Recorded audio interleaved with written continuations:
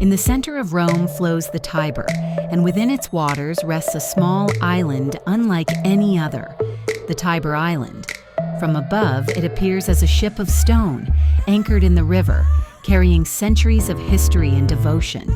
Since ancient times, the island has been a place of healing. Here stood the Temple of Aesculapius, the god of medicine, where pilgrims came seeking health and protection. Even today, the island preserves this vocation, with the Fatebenefratelli Hospital, continuing a tradition of care that spans millennia. The bridges that link the island to the city, Ponte Cestio and Ponte Fabricio, are among the oldest in Rome, still connecting Trastevere with the heart of the eternal city. Walking along its narrow streets, you feel the weight of history and the flow of the river surrounding you. At sunset, the Tiber reflects golden light around the island, turning it into a jewel set between the banks of Rome.